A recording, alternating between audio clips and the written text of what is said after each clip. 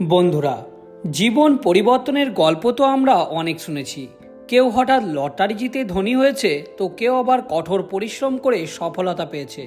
কিন্তু কখনো কখনো ভাগ্য আমাদের এমন জায়গায় নিয়ে যায় যা আমরা স্বপ্নেও ভাবতে পারি না, যেখানে এক মুহূর্তের সিদ্ধান্তই বদলে দেয় পুরো জীবনকে। আজকের গল্পটাও ঠিক তেমনই। একজন গরিব রিক্সা চালক কোনো কিছু না ভেবে এক অসহায় মহিলাকে বিনা পয়সায় বাড়ি পৌঁছে দিয়েছিলেন। তার পরিবর্তে সেই মেয়েটি রিক্সা চালককে যা দিলেন, তাতে তার পুরো জীবনটাই বদলে গিয়েছিল। আশা করি আজকের এই গল্পটা আপনাদের অনেক ভালো লাগবে। গল্পটি শুরু করার আগে আপনাদের কাছে আমার একটাই অনুরোধ, আমাদের চ্যানেলে যদি নতুন হয়ে থাকেন তাহলে দয়া করে আমাদের এই ছোট্ট চ্যানেলটিকে সাবস্ক্রাইব করে আমাদের পাশে থাকবেন। তারই সঙ্গে ভিডিওটি ভালো লাগলে একটি লাইক করে কমেন্ট বক্সে আপনাদের মূল্যবান মন্তব্য কমেন্ট করতে ভুলবেন না। তো চলুন বন্ধুরা, শুরু করা যাক আজকের এই গল্প। রাত তখন প্রায় 10:30। শহরের দোকানপাটগুলোর শাটার নেমে গেছে। হকারদের চিৎকার অনেক আগেই মিলিয়ে গেছে অন্ধকারে। ধীরে ধীরে শহরে নেমে এসছে শীতের নিস্তব্ধতা। মাঝে মধ্যে দূরে কোথাও ট্রাক বা বাসের হেডলাইট কুয়াশা চিরে এগিয়ে আসছে, তারপর আবার মিলিয়ে যাচ্ছে অজানার পথে। এই নীরবতার মাঝেই ধীর গতিতে এগিয়ে আসছে একটি পুরনো রিক্সা। চালকের গায়ে মোটা কম্বল জড়ানো, দুই হাতে শক্ত করে ধরে রেখেছে রিক্সার হ্যান্ডেল, আর প্যাডেলে ধীরে ধীরে চাপ দিয়ে এগিয়ে যাচ্ছে সামনের দিকে। লোকটির নাম অরুণ মণ্ডল, বয়স 35। গড়ন ছোটোখাটো হলেও বছরের পর বছর ধরে কঠিন পরিশ্রম করতে করতে তার হাতে পায়ের পেশিগুলো শক্ত হয়ে গেছে। গায়ের রং শ্যামলা, চোখ দুটো শান্ত ও স্থির, যেন বহু ঝড়ঝাপটা পেরিয়ে এসেছেন তিনি। অরুণের বাড়ি শহর থেকে বেশ কিছুটা দূরে। সংসারে আছে স্ত্রী মধুমিতা আর 7 বছরের মেয়ে পূজা। বাবা মা বহুদিন আগেই মারা গেছেন। সেই ছোট্টবেলা থেকেই অরুণবাবু অভাব দেখে বড় হয়েছে। বাবা ছিলেন একজন দিনমজুর, মাকে হারিয়েছেন শৈশবেই। আর তিনি সেই ছোট্টবেলা থেকেই কেবল খালি পেটে পুরনো কাপড় পরে আর অসমাপ্ত পড়াশুনো করেই তার কেটেছে দিনকাল। 7ম শ্রেণীতে পড়ার সময় তাকে পড়াশুনো ছেড়ে ধরতে হয়েছে উপার্জনের রাস্তা। বাবা মারা যাওয়ার পর অরুণ সম্পূর্ণ অনাথ হয়ে পড়ে। জীবনের কঠিন বাস্তবতা তাকে বুঝিয়ে দেয় এক মুঠো ভাতের কি মূল্য। আর তখন থেকেই রিক্সা তার জীবনের একমাত্র সম্বল হয়ে ওঠে। আজ 15 বছর ধরে রিক্সা চালাচ্ছেন অরুণবাবু। ভোরে বেরিয়ে গভীর রাত পর্যন্ত শহরের রাস্তায় রাস্তায় ঘুরে বেড়ান তিনি। আর দিন শেষে যা আয় হয় তাই দিয়েই সংসারের নিত্য প্রয়োজনীয় সামগ্রী কিনে আনেন। বাজার, ওষুধপত্র, বিদ্যুৎ বিল সব মিলিয়ে হাতে কিছু থাকে না বললেই চলে। তবুও তিনি মেয়ের পড়াশোনার ক্ষেত্রে কখনোই কোনো কাপিষ্ঠতা করেননি। তার নিজের জীবনের আক্ষেপ এই জায়গাতেই, দরিদ্রতার কারণে মাঝপথে তাকে পড়াশুনো ছেড়ে দিতে হয়েছিল। তাই তিনি মনে মনে প্রতিজ্ঞা করেছেন, যত কষ্টই হোক না কেন মেয়ের ভবিষ্যৎ যেন শিক্ষার আলোয় আলোকিত হয়। সেই কারণেই সাধ্যমতো চেষ্টা করে যাচ্ছেন তিনি। অনেক কষ্টের মাঝেও পূজাকে তিনি ভর্তি করিয়েছেন একটি ভালো স্কুলে, যেখানে মেয়েটির সঠিক শিক্ষা পেতে পারে। তিনি জানেন শিক্ষা একদিন মেয়ের জীবন বদলে দেবে এবং তার স্বপ্ন পূরণের পথ খুলে দেবে। সুমিত্রা তার স্ত্রী, শান্ত স্বভাবের এক মহিলা। অভাব অন্নটনের সংসার হলেও স্বামীর পাশে থেকেছেন সবসময়। ভোরে অরুণবাবু ঘর থেকে বেরোনোর আগে তার স্ত্রী তার হাতে চা ও কিছু খাবার ধরিয়ে দিয়ে হাসি মুখে বলেন, সাবধানে যেও, আর এই কোটোতে কিছু খাবার আছে, খিদে লাগলে খেয়ে নিও। তাদের সংসারে টাকা পয়সার অভাব থাকলেও ভালোবাসার অভাব কোনো দিনই ছিল না। কাকডাকা ভোরে যখন চারিপাশে সকলেই ঘুমিয়ে আছে, অরুণবাবু তখন তার পুরনো রিক্সা নিয়ে বেরিয়ে পড়তেন শহরের উদ্দেশ্যে। সারাদিন সেই শহরে এই প্রান্ত থেকে অন্য প্রান্ত ঘুরে ঘুরে প্যাসেঞ্জার নিয়ে তাদের গন্তব্যে পৌঁছে দিতেন। অরুণবাবু প্রথম থেকেই ছিলেন ভীষণ পরোপকারী।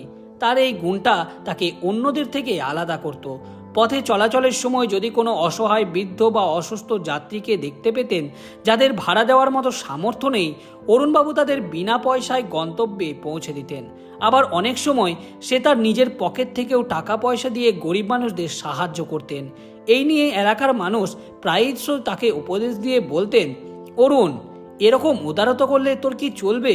তোর ঘরেও তো বউ ছেলে আছে, সংসার আছে, তাদেরও তো দেখতে হবে। সারাদিন খেটে যা আয় করিস তা যদি লোককে এইভাবে দানই করবি, তাহলে তোর সংসারটা চলবে কিভাবে? অরুণ তখন মৃদু হেসে শান্ত গলায় উত্তর দিতেন, দাদা, মানুষ হয়ে যদি মানুষের উপকার না করব তাহলে মানুষের জন্মে কী লাভ বলুন? কিছু টাকা কম হলেও ক্ষতি নেই, কিন্তু কারোর প্রয়োজনে তার পাশে দাঁড়াতে পারলে মনটায় বড্ড শান্তি লাগে গো দাদা। এইভাবেই কেটে যাচ্ছিল অরুণের জীবন।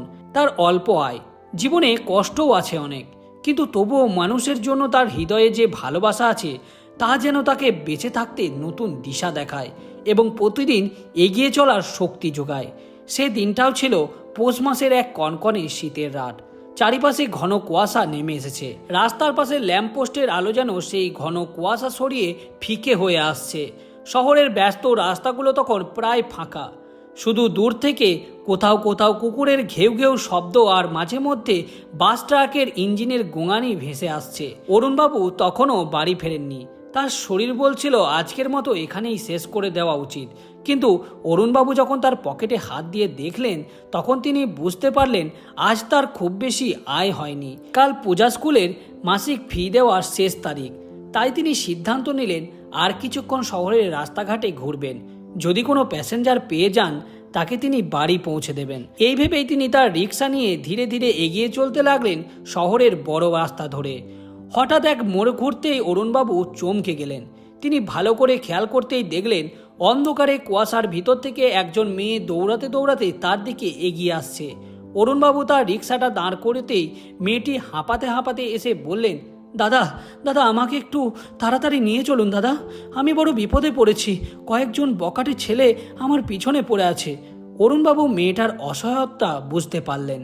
তিনি তার রিক্সা ঘুরিয়ে মেয়েটিকে রিক্সার ওপর উঠে বসতে বললেন। তারপর তিনি তার গায়ের সমস্ত শক্তি দিয়ে রিক্সার প্যাডেলের ওপর চাপ দিতে লাগলেন। কিছু দূর যাওয়ার পর অরুণবাবু শান্ত কণ্ঠে মেয়েটিকে জিজ্ঞেস করলেন, ম্যাডাম আপনি কোথায় যাবেন? মেয়েটি একটি অ্যাড্রেস দেখিয়ে অরুণবাবুকে বললেন সেখানে নামিয়ে দেওয়ার জন্য। অরুণবাবু যত দ্রুত সম্ভব তার রিক্সা চালাতে লাগলেন।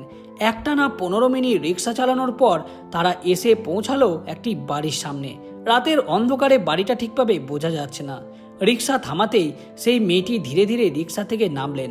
তারপর তিনি অরুণবাবুকে বললেন, দাদা আপনাকে দেওয়ার মতো এই মুহূর্তে আমার কাছে কোনো টাকা নেই, আমার মোবাইলটাও হারিয়ে গেছে, তারই সঙ্গে বখাটে ছেলেগুলো আমার ব্যাগের সমস্ত টাকা পয়সা কেড়ে নিয়েছে।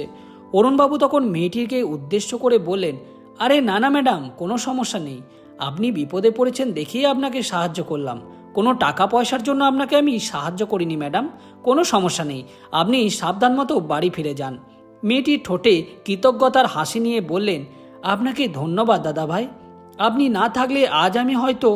বাকি কথাটা শেষ করতে না দিয়ে অরুণবাবু বললেন, ম্যাডাম অনেক রাত হয়ে গেছে, আপনি এখন বাড়ি ফিরে যান, বাড়ির লোক আপনার জন্য চিন্তা করবে। মেয়েটি ঠিক আছে বলে অরুণবাবুর দিকে আরেকবার তাকিয়ে চলে গেলেন, আর অরুণবাবু আবারও তার রিক্সা ঘুরিয়ে বাড়ির পথে রওনা দিলেন। অরুণবাবু স্বপ্নেও ভাবতে পারেননি তার এই ছোট্ট উপকার তার জীবনে এত বড় উপহার নিয়ে আসবে। পরদিন সকালে যখন অরুণবাবু বাজার থেকে বাড়ি ফিরলেন তখন তার স্ত্রী সুমিত্রা হন্ততন্ত হয়ে বললেন, তোমাকে কেউ খুঁজছিল জানো? অরুণবাবু একটু অবাক হয়ে বললেন, আমাকে? আমাকে আবার কে খুঁজবে?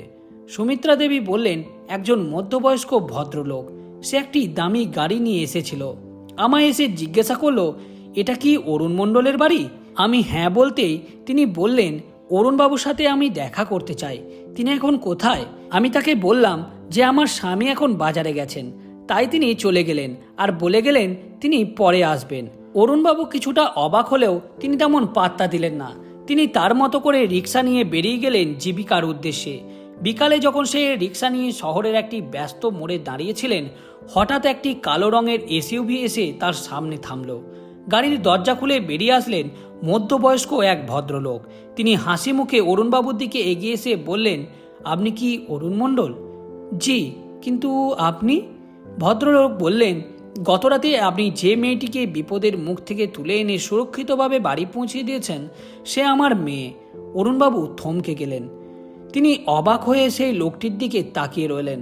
ভদ্রলোকটি দ্বিধাদ্বন্দ্ব না করে অরুণবাবুর কাছে এগিয়ে এসে বললেন, আপনাকে অসংখ্য ধন্যবাদ, আপনার জন্য আমার মেয়েটি নিরাপদে বাড়ি পৌঁছেছে। আপনার এই উপকার আমি কোনোদিন ভুলব না। আমি চাই আপনি আগামীকাল আমার সঙ্গে দেখা করুন।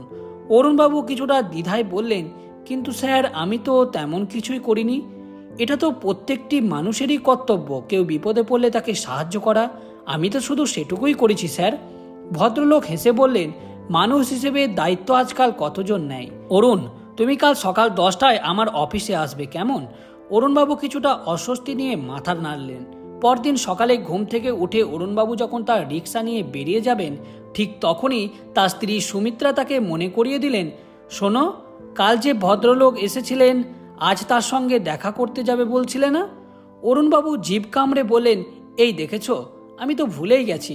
ঠিকই তো, স্যার তো আমায় একবার তার অফিসে দেখা করতে বলেছিলেন। অরুণবাবু তখন তার রিক্সাটিকে রেখে দিয়ে একটি অটো ডেকে আনলেন এবং সেটিতে চেপে বেরিয়ে পড়লেন সেই অফিসের ঠিকানার উদ্দেশ্যে। নির্দিষ্ট ঠিকানায় পৌঁছে তিনি অবাক হয়ে গেলেন। বিশাল এক বহুতল ভবনের সামনে দাঁড়িয়ে আছেন তিনি। চকচকে কাঁচের দেওয়াল, গেটের সিকিউরিটি গার্ড, গাড়ি পার্কিংয়ে সারি সারি দাঁড়িয়ে আছে দামি গাড়ি। তিনি হালকা সংকোচ নিয়ে ভেতরে ঢুকলেন। রিসেপশনে তার নাম বলতেই এক কর্মচারী ভদ্রভাবে বললেন, স্যার চলুন, আপনাকে আমি নিয়ে যাচ্ছি। স্যার কখন থেকে আপনার জন্যই অপেক্ষা করছে, চলুন চলুন। অফিসে ঢুকতেই অরুণ দেখল কাল যিনি এসেছিলেন সেই ভদ্রলোক একটি বড় ডেস্কের পিছনে বসে আছেন। অফিসের সামনে উপস্থিত হতেই সেই ভদ্রলোকটি অরুণবাবুকে ডেকে বললেন, আরে এসো এসো অরুণ, এসো ভেতরে এসো। আমি দেবাশিস সেন, সেন গ্রুপ অফ ইন্ডাস্ট্রিজের মালিক। অরুণ অবাক দৃষ্টিতে তাকালো। তিনি এইসব নাম খবরের কাগজে পড়েছেন। তিনি কখনো কল্পনাও করতে পারেননি যে এদের সঙ্গে তার কখনো সাক্ষাতে পরিচয় হবে। দেবাশিস সোজা কথায় বলতে লাগলেন, গতরাতে যে তুমি আমার মেয়েকে বিনা ভাড়ায় নিরাপদে বাড়ি পৌঁছে দিয়েছ, তোমার জায়গায় অন্য কেউ হলে হয়তো তার অসহায়তার সুযোগ নিত, কিন্তু তুমি নিঃস্বার্থভাবে তাকে দাদার মতো করে বাড়ি পৌঁছে দিয়েছ। আমি তোমার সততা আর মানবিকতার কদর করি। আমার কোম্পানিতে ড্রাইভারের একটি পদ খালি আছে, চাইলে তুমি আজ থেকেই যোগ দিতে পারো। অরুণ হতবাক। এমন প্রস্তাব তার জীবনে আগে কখনো আসেনি। অরুণবাবু আমতা আমতা করে বললেন, কিন্তু কিন্তু স্যার, আমি তো রিক্সা চালক, আমি তো গাড়ি চালাতে জানি না। দেবাশিস বাবু হেসে বললেন, গাড়ি চালাতে জানো না তো কি হয়েছে? তোমাকে স্পেশাল ট্রেনিংয়ের মাধ্যমে গাড়ি চালানো শিখিয়ে দেওয়া হবে, আর আজ থেকেই তুমি হবে আমার পার্সোনাল গাড়ির ড্রাইভার। আমি তোমার মতো বিশ্বাসযোগ্য এবং পরোপকারী ছেলেকে আমার সঙ্গে যুক্ত করে রাখতে চাই। তোমাকে বেতন দেওয়া হবে মাসে 25,000 টাকা, সঙ্গে একটি ভালো বাসস্থানের ব্যবস্থা করে দেওয়া হবে। অরুণ যেন কিছুক্ষণ চুপ হয়ে গেলেন। 25,000 টাকা মাইনে মানে এখন তার আয়ের প্রায় 4 গুণ।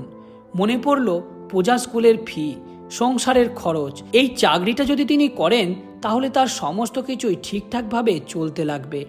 শেষমেশ তিনি মাথা নত করে বললেন, আপনার ভরসা নষ্ট করব না স্যার। দেবাশিস মুচকি হেসে বললেন, আমি জানি তুমি করবে না। আগামী কাল থেকেই তুমি কাজ শুরু করো। পরদিন থেকে অরুণবাবু গাড়ি চালানো শিখতে শুরু করলেন। মাত্র কয়েক মাসের মধ্যেই তিনি একজন ভালো ড্রাইভার হয়ে আসলেন। তারপর থেকেই তিনি দেবাশিস বাবুর পার্সোনাল গাড়ি চালাতে লাগলেন। ধীরে ধীরে অরুণের জীবন যেন পাল্টে যেতে লাগলো। অফিসে দেওয়া কোয়ার্টারে স্ত্রী ও মেয়েকে নিয়ে চলে আসলেন। নতুন ইউনিফর্ম, গাড়ি চালানোর প্রশিক্ষণ, নিয়মিত বেতন, সবকিছুই যেন তার স্বপ্নের মতো লাগছিল। পূজা এখন ভালো স্কুলে মনোযোগ দিয়ে পড়াশুনো করছে, আর সুমিত্রার মুখে ফিরে এসেছে বহুদিন আগের হারিয়ে যাওয়া হাসি। অরুণকে যখন কেউ জিজ্ঞাসা করে, কিভাবে জীবনে এত বড় পরিবর্তন এলো তোর, অরুণ তখন শুধু মৃদু হেসে বলে, মানুষের জন্য কিছু করলে ঈশ্বর তার প্রতিদান ঠিকই দেন। তবে অরুণবাবু আজও ভুলে যায়নি তার পুরনো জীবন। সে এখনও মাঝে মধ্যে রিক্সাওয়ালাদের সঙ্গে বসে চা খায়, প্রয়োজনে কাউকে সাহায্য করে। তার কাছে জীবন মানে কেবল নিজের উন্নতি নয়, অন্যের প্রয়োজনে পাশে দাঁড়ানোও তার কাছে সমান গুরুত্বপূর্ণ। প্রিয় দর্শক বন্ধুরা, আজকের এই গল্পটি আপনাদের কেমন লাগলো তা অবশ্যই নিচের কমেন্ট বক্সে কমেন্ট করে জানাবেন। গল্পটি ভালো লাগলে আমাদের এই চ্যানেলটিকে সাবস্ক্রাইব করে আমাদের পাশে থাকবেন। দেখা হবে পরবর্তী ভিডিওতে। ততক্ষণ ভালো থাকুন, সুস্থ থাকুন, নিজের পরিবারের খেয়াল রাখুন। ধন্যবাদ।